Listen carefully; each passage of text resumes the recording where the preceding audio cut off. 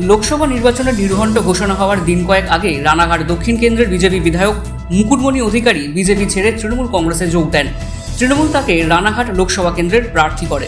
সেই মতো নির্বাচনী প্রচারও শুরু করেন তিনি।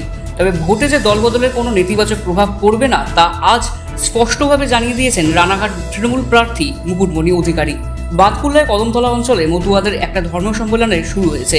সেখানেই অতিথি হিসেবে উপস্থিত হয়ে মুকুটমণি জানিয়েছেন, বিজেপি থেকে তৃণমূলে আসায় তাঁর পিছিয়ে পড়ার কোনো আশঙ্কাই নেই, বরং এই কারণের জন্য সব ধর্মের সব মতের মানুষের ভোট তিনি পাবেন এবং তিনি মানুষের জন্যই কাজ করতে চান।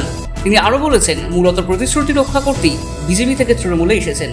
প্রথমেই সমস্ত হরিভক্ত, সনাতনী ভক্ত এবং সমস্ত ধর্মের সমস্ত মানুষের চরণতলে প্রণাম জানাই। দেখুন, এটা রাজনীতির মঞ্চ নয়, তবু আমি বলবো যে সমস্ত মতুয়া, সনাতনী এবং সমস্ত ধর্মের বর্ণের মানুষ রানাঘাট লোকসভায় আমার সঙ্গে আছেন। আমি স্পষ্টতই 100% আশাবাদী। দেখুন, পিছিয়ে পড়ার কোনো আশঙ্কা নেই।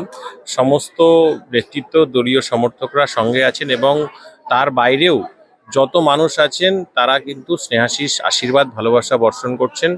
আমি আশা রাখি তাদের জন্য সংসদে গিয়ে কাজ করতে। এমএলএ হিসেবে কাজ করার অনেকগুলো বাউন্ডারিজ রয়েছে, হিন্ডারেন্স রয়েছে, সেইগুলোর বাইরে গিয়ে আমি কাজ করার সুযোগ পাবো। মানুষের জন্য বড় বড় সমস্যাগুলো নিরসন করার সুযোগ পাবো। আমি কৃতজ্ঞ থাকবো মানুষের আশীর্বাদ, ভালোবাসা মাথায় নিয়ে।